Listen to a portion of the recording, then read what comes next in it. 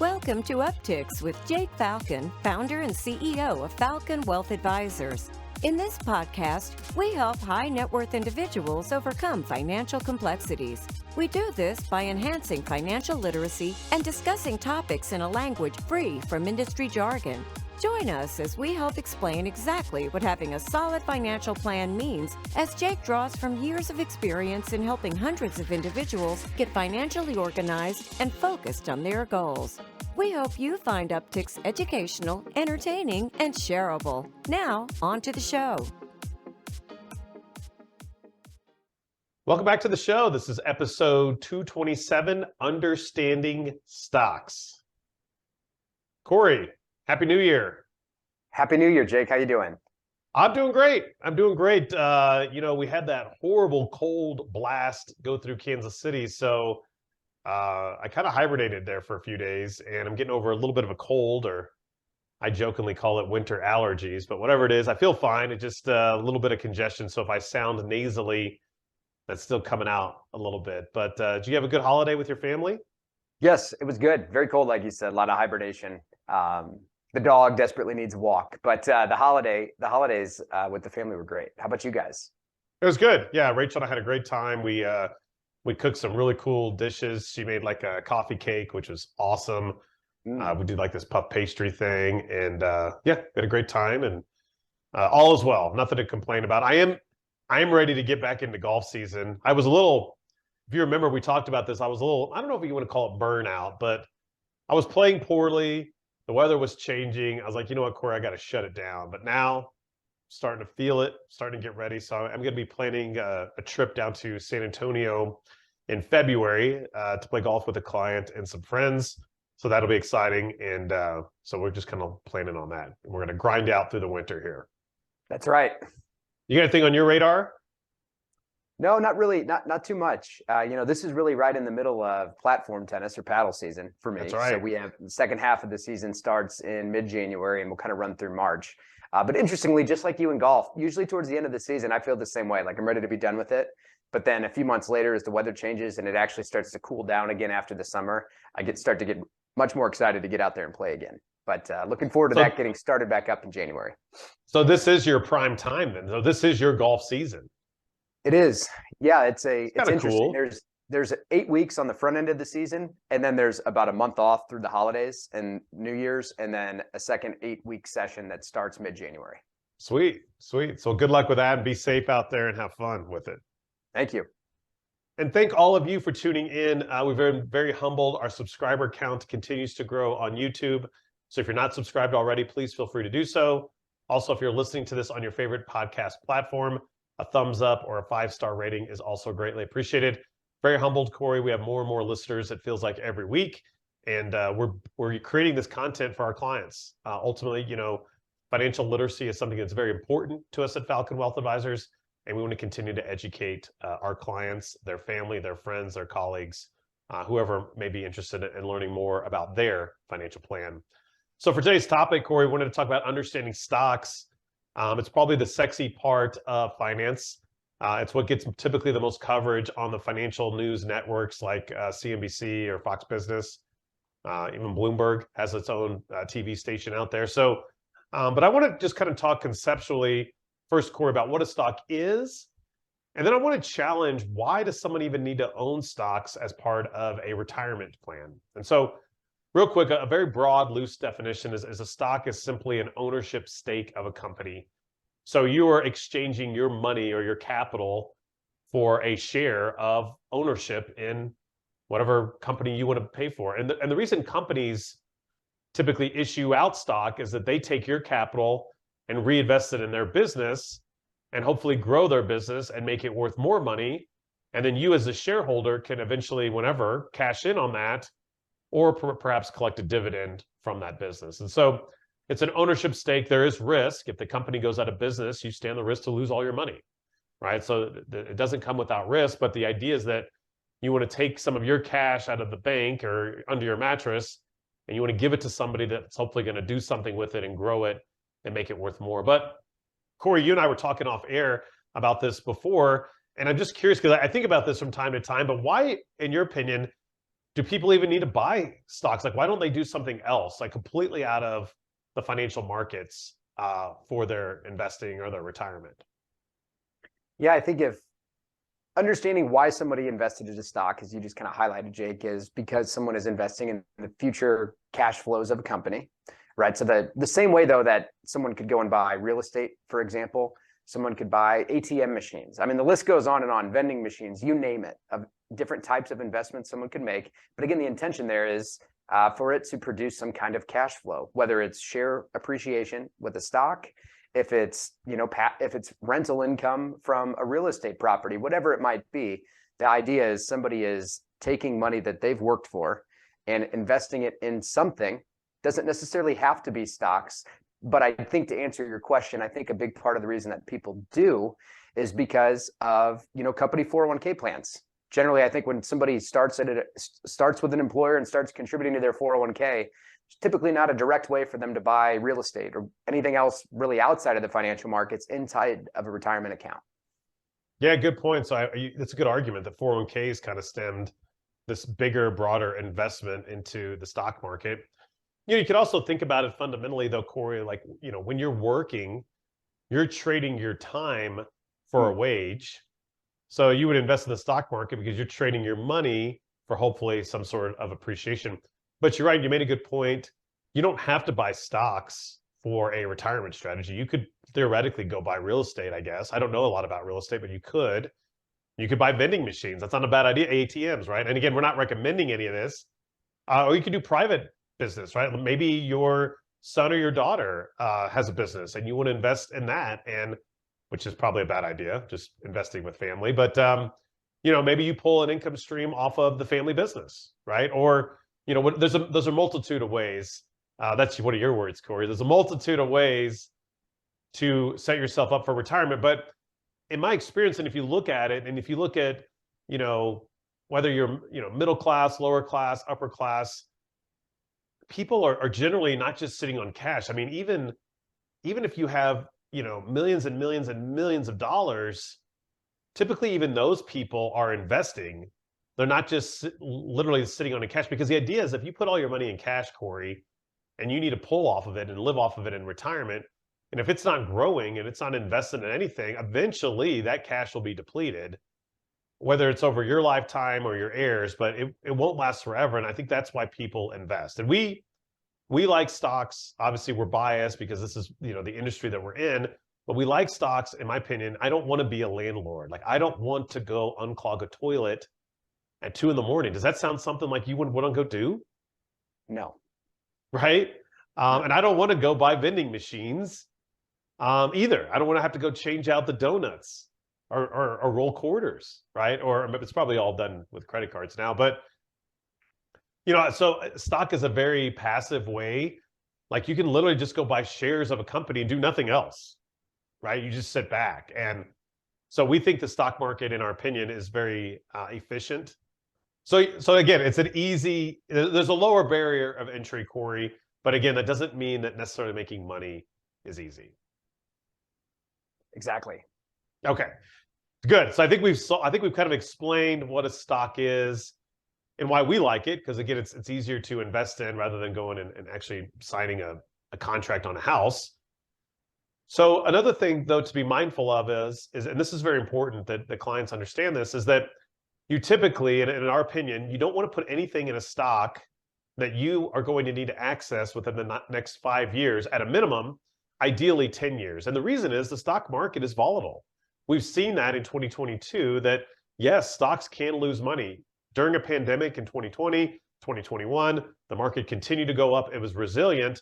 And now at the tail end of a pandemic, you're seeing some of that backlash or the wave go out, and the market can lose money. And if you have all of your money, Cory, in the stock market and nothing in bonds or cash, and you have to sell when a stock is down, well, then that's doing permanent damage to your portfolio. And if you go and spend that money, there's no way to recoup that loss. And so again, you want to be very careful with stocks and make sure that if you're investing in the stock market, you're doing it to grow your nest egg over the next 5, 10, 20, 30 plus years.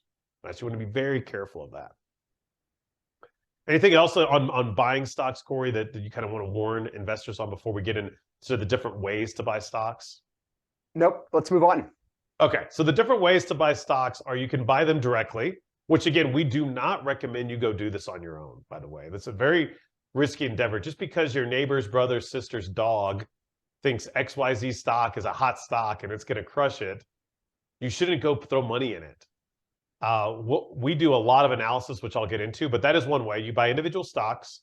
You can buy a product like a mutual fund, a variable annuity, an index fund, right? Are typically the two ways to do it, right? And we don't like using products, at least for our clients, because if we were to use a product, Cory, that product is going to charge a fee and we're going to charge a fee. So in our opinion, clients would then be double paying to buy XYZ stock, where we would just rather go and buy that stock directly for our clients. And so we are anti-product at Falcon Wealth Advisors. We don't think a client should be paying an advisor a fee for the advisor to turn around and slap them in a product. That makes it very hard, in our opinion, to make money or to keep up with the indexes. And we just think it's a disservice to our clients if we were to do that. So, but if you are doing it on your own, maybe within your 401k, or maybe you've got an account at another custodian. And I don't think products are a bad thing. So I want to be very clear that I don't necessarily think products are horrible. I think advisor sold products are a little bit waste of money for clients. Anything I missed there, Cory, on how to access the stock market? Well, I'd just like to add to the fact that aside from the cost piece, like you mentioned, Jake, the other reason that we buy individual stocks for our clients at Falcon Wealth Advisors is also so we have control over how the money's invested, because we have the relationships with clients. We have the familiarity with their financial plans, and we want to be in control of how the money is invested to actually fuel the financial plan. That's good, Cory. That's a really good point. We love the control. We love the transparency, and it's lower cost because we're not using another third party. Now, it's fascinating too, if you are doing this on your own, there are solutions out there that you don't pay commissions anymore, or the commissions are very low. But you do want to be aware that if you are doing this on your own, what fees are involved and what does that correlate to you? Now, another quick disclosure here. If it sounds too good to be true, it probably is. If something is purely free, companies aren't in business to just do services for free. That company is getting paid some way, and it's up to the consumer to understand what's going on there. So it's on the consumer's right. If you're going to go do this alone, you need to understand how the fees are being derived, because I can assure you that there's not a business that stays in business very long that's doing things for free, because that's a charity. It's not a business, right? And so you have to be very mindful of that. Don't think that you're going to go out there and get it for free. You're paying something. Somehow that company is making money off of you if you're buying stocks, and you want to be sure that you understand how. We get paid a percentage of the assets that we manage, because you know what? We're managing the assets and we're doing financial planning and everything else, all the other services we offer. So we certainly get paid for what we do, and we're transparent about that, obviously, and we show our clients. We don't advertise it as free, certainly. Okay, good. So leading into our second part here of understanding stocks is diversification, because I think a lot of clients have been missold this by the financial industry, and that you need to own hundreds and hundreds and hundreds of stocks, Cory, to be diversified. And Cory, in your opinion, how many stocks does somebody need to be diversified? 25 to 35. All right, good. And where did you come up with that? Did you just pull that out of thin air, or how did you derive that? No, I didn't. In fact, I learned that at the University of Pennsylvania's Wharton School of Business in their investment strategies and portfolio management program that I attended about 5 years ago, that I know, Jake, you attended about 5 years before me. Absolutely. And good one, Cory. And in fact, I'm going to share my screen here. We can get this to work. How's that look, Cory? Looks great. Okay, good. So this is the exact chart, Cory, that you were referencing. And this was a study done back in 2011. And it talks about how much risk can be diversified away, because that's another important piece for individuals to understand, that even if you own hundreds and hundreds and hundreds of stocks, you are still risking your capital, right? You can't ever fully diversify risk if you're going to invest in something, because by its nature, you're trading your cash for something else that could theoretically go away. And so what this chart talks about, though, Cory, is you're absolutely right. On the horizontal axis here, the number of stocks on the far left is 1. And then on the vertical axis, this is risk or standard deviation. Standard deviation is simply how much things bounce up and down. And so if you only have all of your money in one stock, your standard deviation or your risk is quite high on this chart. But as Cory, as you mentioned, once you get into that 20, 25, 30 range, you can see your risk really starts to level out there. And that's all you truly need to be diversified, in our opinion. And so with our portfolio, we don't buy hundreds and hundreds of stocks. We typically target around 35, which, if you can remember from that chart I just showed on YouTube here, is that that's more than enough to be adequately diversified. And this doesn't work perfectly, Cory, but I used to point this out when I was coaching clients on this and explaining this when we went over to this process, is that if you look at the Dow Jones, and they're typically large industrial companies, there's only 30 stocks in that index. And if you look at the S&P 500, well, it's 500 of the largest US companies, and they don't move in lockstep with each other. But the Dow Jones is not more wildly volatile than the S&P. And in fact, they typically move pretty close together. Not exactly, but they're usually typically pretty close. And so you can see one index only has 30, one has 500. And it's really just the makeup of the index, but it doesn't necessarily mean one is necessarily safer than the other one or more diversified. Make sense?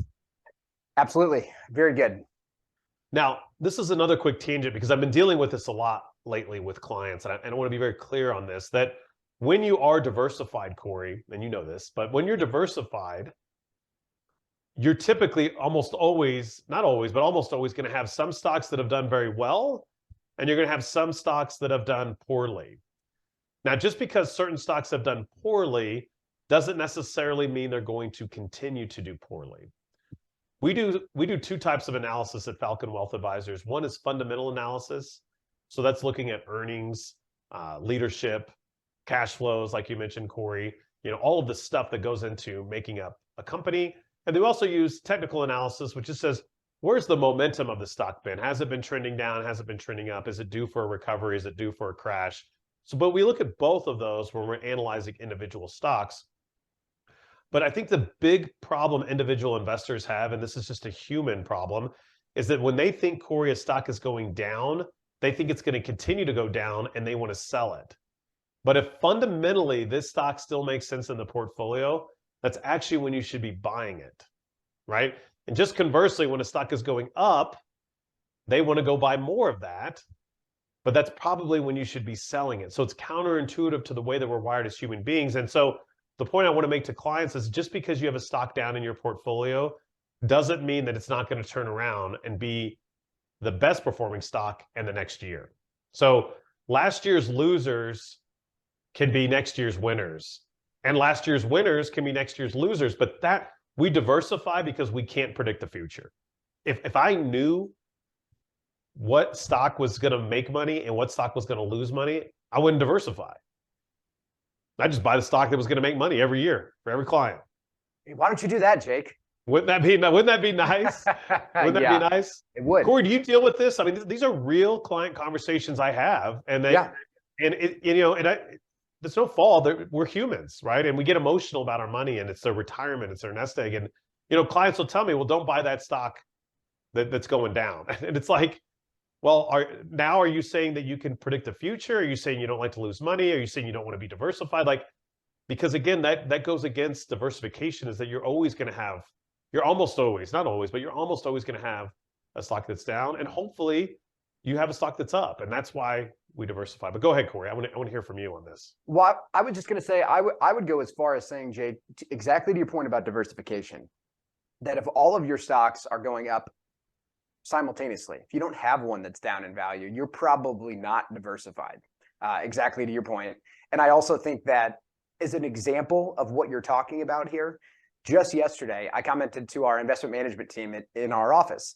They had CNBC on. It was shortly after the market closed. There's a big electric vehicle maker, one of the biggest companies in the world, that everyone I'm sure is familiar with, that's had a rough go of things over the last month or two. And there was a number of other publicly traded electric vehicle companies that were all down meaningfully in value simply because this one company was down in value. And that speaks to what we're talking about here.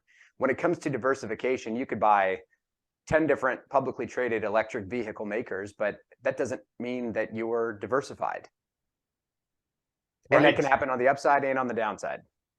Yes, and I think people got caught up in this, Cory, with the tech phenomenon because technology stocks were doing so well the past few years that I think some individuals have this false sense of confidence, thinking they know how to beat the market or they don't need an advisor. They're making 20, 30% a year. I know what I'm doing. I am diversified, Cory. I've got 40 stocks in there. Yeah, but if they're all tech stocks, you're not diversified. Exactly. And sadly, those people are probably having a horrible year in their investments. And so again, this is you and I have studied this at the University of Pennsylvania's Wharton School. We have 3 people on our team that are just locked in, that we've trained to understand this. And one of those 3 people happens to be a chartered financial analyst. He's taken it to a whole nother level than you and I both have, as far as individual analysis of companies and understanding these things. But, investing or stock market 101 is to be diversified. Don't try to time the market. Don't claim that you can predict the future. So again, I want to drive that home, that just because a stock is down today does not mean it'll be down tomorrow. Now, if there is a fundamental issue with that company, then absolutely we won't hesitate to get rid of it. So sometimes we do sell stocks, Cory, that have gone down because we think fundamentally the company's not as healthy as it was when we first entered into the position. To us, that's okay. But just to sell a stock because it's down, not okay, right? Because then you're really starting to unravel diversification. And in fact, this might sound a little counterintuitive, but you're actually creating more risk when you do that. If you sell only the stocks that are down and you buy stocks that are up, you're actually making your portfolio more risky than it was before, which a lot of the individuals don't understand. But again, that's why they hire us at Falcon Wealth Advisors. And these are hard conversations. Our job is to explain it in English so that clients understand and get it. But there's a lot more that goes into it than just, picking stocks that go up and picking stocks that can go down. There's a lot more research and diversification and, strategy at work. And you can't just start picking apart and micromanaging your portfolio. You're just going to mess it up. I've just seen it too many times in here.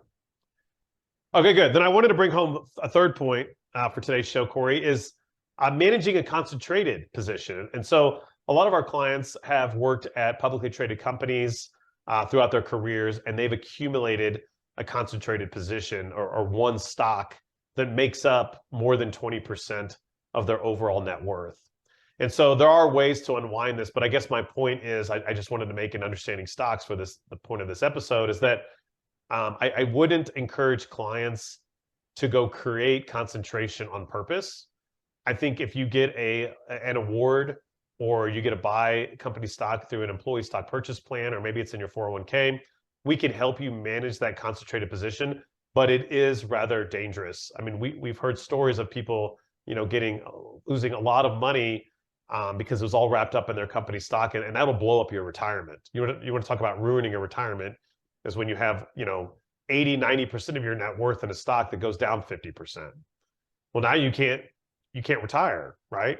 And maybe you've got to work another decade to make that up. And so concentrated stock is not the worst thing, but again, it's just something that needs to be managed. It needs to be managed a lot differently. And again, it's not a problem I would encourage clients to create for themselves. So if you get an opportunity to diversify, that's going to hopefully allow for a much smoother transition as you approach retirement. But we understand that a lot of our clients do have concentrated positions, and we can certainly help manage it. Yeah, that's really good, Jake. I think that, just to be clear, from my perspective, managing a concentrated position like that, just the reality is the closer that somebody gets to their retirement date, the more important the diversification becomes. It's not that, it's just, it really comes down to risk tolerance, right? At least in theory, someone who's much younger, who has money invested and concentrated in one or a handful of companies, at least in theory, that person has more time on their side if it goes in the wrong direction. But the sort of irony almost in it is we work with a lot of clients that a big reason that they've accumulated or that they've amassed the amount of money that they have is because of concentration, because they've owned one company. Maybe it's been their employer stock. So the idea of unwinding that and undoing that can be a challenge and it can be difficult. But recognizing when someone gets closer to retirement and things are going to change from working and saving to retiring and spending, it just becomes that much more critical to evaluate appropriately. Right. You're exactly right. And there's the old adage out there that, a great way to get wealthy is through concentration, but the best way to stay wealthy is through diversification. And so, but we also have a lot of clients that are wealthy and they didn't concentrate, right? So again, great for our clients that have had a concentrated position and it served them well. They're very fortunate for that, and I think they understand that. But I'm just saying that not everybody needs to concentrate to get wealthy. But again, we work with literally hundreds and hundreds and hundreds of families. So we see it all. We see clients that have, had their whole 401k, Cory, all of their money in one stock for 20, 30 years, and they've done well. And we've seen clients that have diversified every chance they can get, and they've done well. So you don't have to go at it just one way. But again, we can forecast all this in your financial plan, show you the risk reward. But again, hopefully today's episode was just to understand that we like stocks because to us, it's easier to buy shares of a company from our office versus going and unclogging a toilet at 2 a.m. Just is, right? We want to do it because we want our clients' capital to grow in retirement so that they have more money, hopefully, than what they retired with. We understand that we can't put short-term money in stocks because it is risky, because there is volatility there. It is an ownership stake. You could lose all your money. Diversification is key. We don't like products, and you got to be careful with concentrated positions. It's okay to have them, but you got to be careful with managing them, right? So I'm not saying that all of them are bad, but it's a case-by-case basis and making sure that you're protecting yourself.